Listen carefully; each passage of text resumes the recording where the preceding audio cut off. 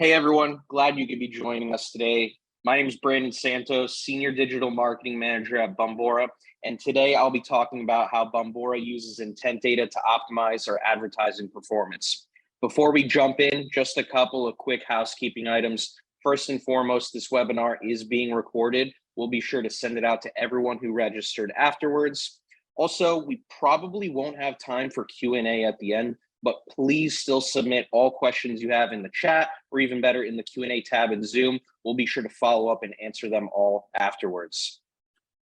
What we're going to be covering today is a quick intro of Bombora, and then we'll go into talking about how we use intent data within RollWorks, which is our ABM platform where we run programmatic display campaigns primarily. I'm going to be talking about how we use intent data, how we used it before, how we started using it once we took more of an ABM approach, and then I'll also talk about how we plan to use it moving forward. To conclude that section, I'll jump into RollWorks itself and show you how to set up an intent campaign within RollWorks. Afterwards, I'm going to be talking about how, intent data isn't magic. You still need to nail the advertising fundamentals. And I'll be talking about creatives, landing pages, and copy fundamentals that you need to deploy before intent can really start enriching the success of your campaigns. And I'll go into some of our own examples at Bombora to give you a good visual of what that could look like. We'll conclude it all with LinkedIn and talking about how we used intent data in LinkedIn in the past, how we plan to use it moving forward with our new account-based approach. And then I'll also go into the LinkedIn platform and show you what it looks like to use intent data in LinkedIn. So we'll be talking a lot about company search intent data today. So let's define it real quick. Company search intent data tells you which businesses are researching the products and services you and your competitors sell.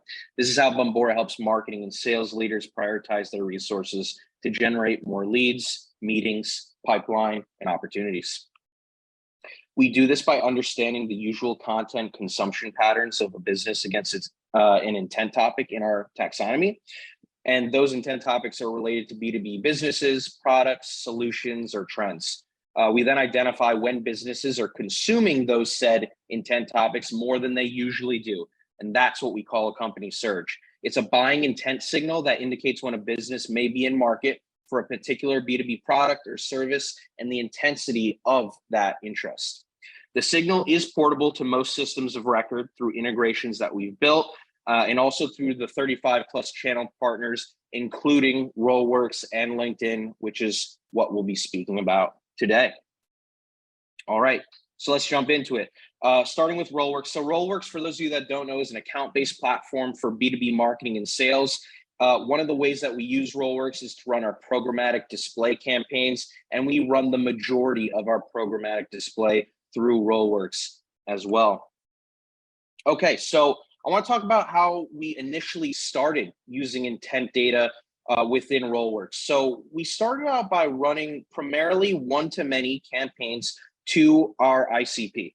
We defined what our ideal buyer really looked like, and then we used several intent topics that were more general. And these things included ABM, intent data, Bombora, the names of our competitors, all intent topics, and an approach that we recommend our customers to take. And holistically, it was more of a general one-to-many campaign. We layered on intent filtering specifics around 30 days of an intent signal recency. And what that means is that when someone, or rather when a business shows intent on a particular topic or a set of topics, they then would be getting added to our campaigns for 30 days. And it constantly refreshes so that if they keep showing intent, they will then be in that campaign for 30 days moving forward. We also used the medium to very high intent filtering metric for this as well. You can change that intensity to be more segmented or less. And this was the broadest because, again, this was meant to be a one-to-many style approach that was more general and broad in nature that had several intent topics. We then used buyer persona contact level segmentation within RollWorks, which is really nice. And, we focus on things like job function and the seniority so that we're really getting in front of decision makers mostly. And the results were really tremendous, honestly. For the campaign managers out there, you probably know, of course, that programmatic display isn't exactly the first channel you think of when it comes to generating a lot of conversions. But what we found with running intent on RollWorks was that we actually still work. People were still asking for demos. They were still downloading content pieces from us. And overall, we found that the performance of our intent campaigns were better than the programmatic display campaigns on other channels. And we were really happy about that. Moving forward, and more recently, we started taking more of an ABM approach with our marketing, and we started focusing on a more specific subset of accounts. And RollWorks was really key for this. And we still were using intent data in a similar fashion. And we saw further success and just performance increases across the board. We were influencing more opportunities than before. We were influencing more revenue before. Our engagement was a lot higher. So things like click-through rates were much higher in comparison. And this was all done with the same level of spend too. So we were really happy to see how intent data played a role once we took more of an ABM motion in our campaigns there. And looking forward, we still definitely plan to use this, and we want to start deploying intent on RollWorks in a more tactical setting with, running more one-to-few campaigns with reduced intent topics. So what that's going to allow us to do is serve up more personalized creative and just more personalized offers holistically. We're thinking of things that are more vertical specific, more company specific, even where we call out companies directly within our creative. Single intent topic campaigns is something that I also plan on setting up. So things just around like lead scoring or just around social and display advertising. We want to reduce the amount of intent topics we're using for a more segmented audience so that we can craft and tailor a more personalized offer. We also want to experiment with the intent filtering. So we were using medium to very high, as I said before, and we still are today. However, moving forward, I want to experiment with the high to very high intent filtering. It's going to allow increased segmentation, and we're also going to run these in parallel to other intent filtering to see if there's any sort of discernible difference. Overall, we're going to be really experimental and just open to testing and learning these different approaches, and we're really excited about it. All right, let's jump into the RollWorks platform, and I'll show you what it looks like to set up an intent campaign in RollWorks. All right, so we are in the RollWorks platform, and we're going to go and create a campaign. We're going to select Web Advertising Playbook. Start by picking intent targeting here, and this is pretty cool with RollWorks. You can set up different buyer journey stages within a campaign and then serve different offers and creatives depending on what actions or how aware an account is, and it just lets you further personalize that journey. We'll move past that for now and just get into the campaign setup. So you're going to pick your account list. I'm just going to pick a random one here. And okay, notice the number on the right here with the audience. We have 13 million. And as we slowly add more and more, you're going to see this number go down, and it's going to show the effect of what increased segmentation is going to do and just let you prioritize the right people in your campaigns here. So right from the get-go, we'll start with intent filtering. Like I said before, we use medium to very high typically. And as you can see here, as you use different segmentation options, it's going to vary how big the audience is. So just going from medium to very high to very high, reduce the audience size by a million, which is quite a bit. We'll stick with this for now. Then we're going to go into intent signal recency, and you have an option here from 730-90. If you are a smaller business or you don't have as much web traffic, using 90 days is really good here to really retain that traffic, or vice versa. If you're really big or have a ton of web traffic, using 7 days might be more ideal for you. We'll go with 30 here, as we mentioned earlier. And just again, from that, we reduce our audience size just a little bit. Let's add an intent topic. We'll do lead scoring. As mentioned before, we went from 13 to now 7 million. So we're already starting to see that prioritization happen within our ABM list here. We'll move forward now to that contact level buyer persona segmentation. So you could do geos here. We'll stick with the United States. And then we'll do job function and seniority as mentioned before. We can just pick something random here. Let's go marketing. and then we'll add some seniority,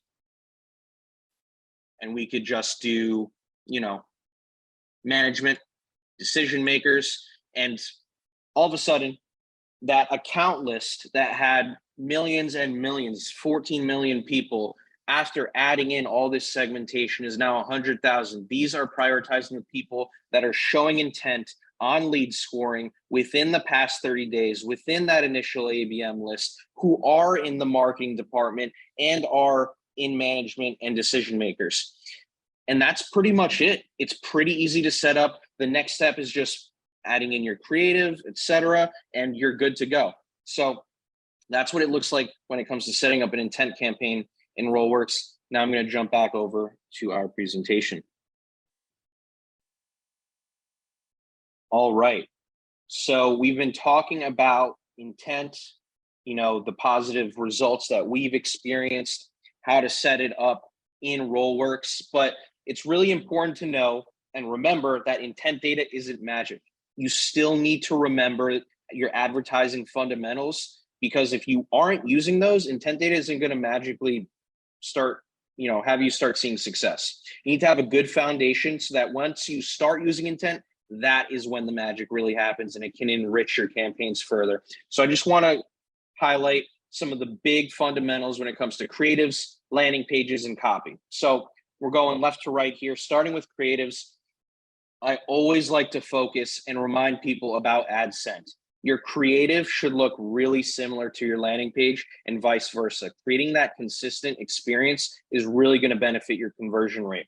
A visual of your offer, also extremely important. Whether it is an ebook and showing that ebook or the cover of an ebook, or it is your product and you're showing, you know, your UI or a demo of it, or maybe it's someone using your product. These are all important visuals to put in your creative because they're going to compel action further. Using color effectively also is really beneficial for conversion rate. This is less about which color to use and more so thinking about using complementary colors intentionally. When you're using complementary colors on top of each other to guide attention and to grab attention and further compel action, it's really going to benefit your campaigns. Lastly, clear and concise CTA copy. Don't reinvent the wheel here. Just be really specific. And the way I like to think about it is to fill in the following blank. I want to blank. I want to get the ebook. I want to start my free trial. I want to get a demo. When you're able to fill in that blank, it's going to be really beneficial. And notice how I said start my free trial. It is focusing in on the individual themselves. Even though you have an audience of thousands of people, remember that a single individual is seeing your creative. So addressing them individually and them specifically is really important.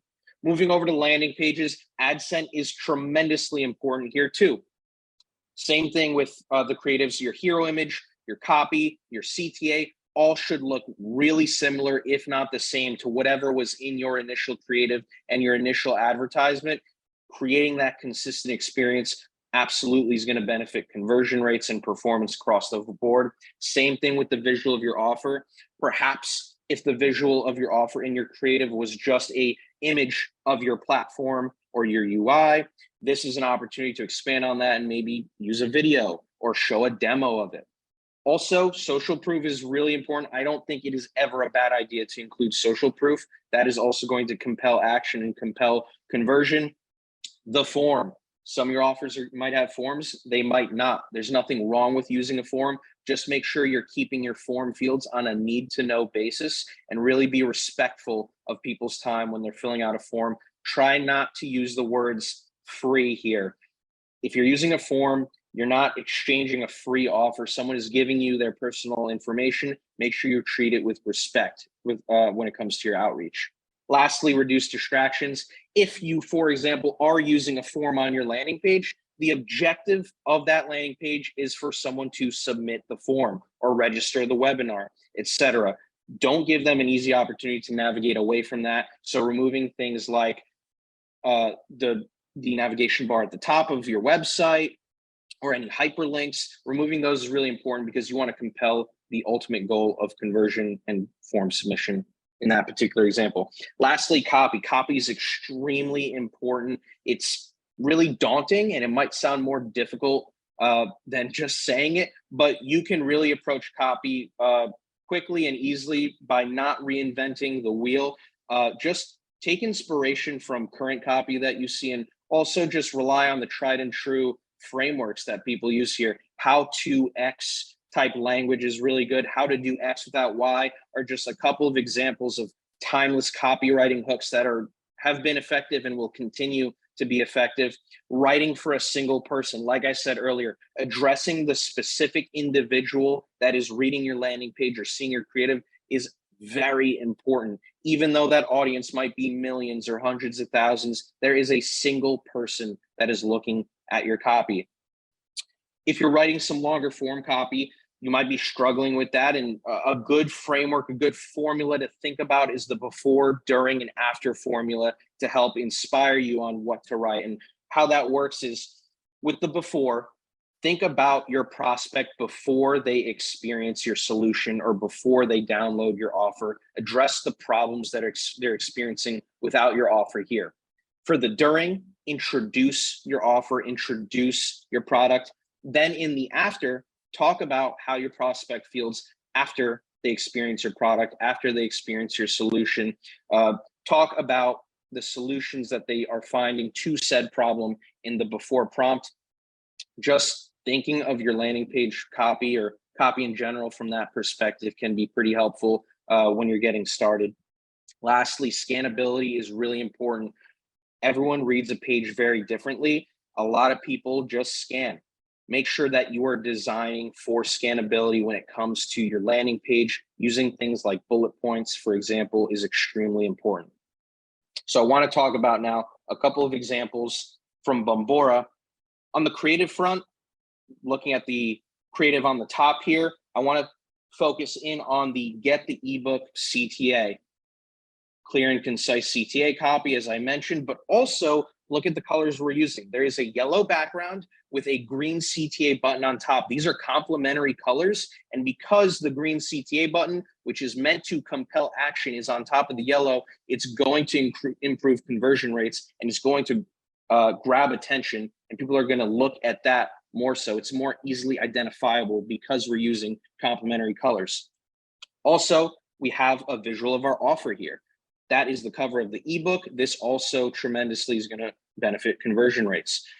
We also have the copy there, which is just the title of our ebook in this case. And I'm going through an ebook example here because I think every campaign manager who's tuning in here has probably ran an ebook campaign before and a gated one as well, which is why I want to dive into the landing page as well for this and go through all those ad fundamentals we were just talking about and how we use them here. So let me jump into this landing page right now. Okay, so I have pulled up our landing page here, and I'm just going to go from top to bottom. Right from the get-go, reducing distractions. There is no navigation bar up here. Also, you'll notice in our hero image, this landing page looks nearly identical to every single creative that I was just showing prior. This is really important. This is AdSense, as mentioned earlier. You'll see that we're using the same copy from the creative on our landing page. Here's the visual of our offer, talking about the form. We're keeping our form fields on a need-to-know basis. We could even further reduce form fields here in the future, and what we'll likely do is remove something like job title here, and that's going to really be beneficial for conversion. You'll notice we're using the same exact CTA here as well. Get the ebook, same color as well as we saw on those creatives. Here's the copy. Two things with the copy. First and foremost, scannability. You'll see that right from the get-go. We're using some bulleted copy here so that if someone were just to arrive at this page and just look at the bullets, they would read these bullets and they'd know what they're going to get from this ebook. Then you can actually see the before, during, and after formula a bit here too. So right here, we talk about the before of what marketers are being tasked with today and the problems they're facing today. Here's the during or introducing intent data, and then the after. What are they going to be experiencing after intent data? What solutions can they find and we compel action that way. Lastly, here's some social proof. This is social proof that's directly in the ebook as well. And like I said earlier, it's always a good idea to deploy social proof. If someone feels compelled to continue scrolling down, this is an added layer that's going to help them think twice about, okay, maybe I do actually want to read this. So this is going to help compel further action and benefit your conversion rates. All right, that's everything with our landing page. Let's get into LinkedIn now. All right, so we're moving over to LinkedIn, which I would imagine doesn't need much of an introduction with this audience. It's a really important part of our digital marketing strategy, and I'd imagine it's a very key component in a lot of your digital marketing strategies as well. So the way we've used LinkedIn in the past and used intent data on LinkedIn in the past was similar to what we did with RollWorks, actually, where we ran a lot of one-to-many style campaigns where we used several topics. Again, we were pulling topics like our business name, Bombora, intent data, names of our competitors, and just related very general use cases for our solution, kind of pulled those all together. And we ran broad campaigns with broad offers that were, appealing to the top of the funnel. And we didn't have our ABM approach just yet. We primarily relied on the intent data to segment down and prioritize the people that should be seeing the different offers that we had in these campaigns.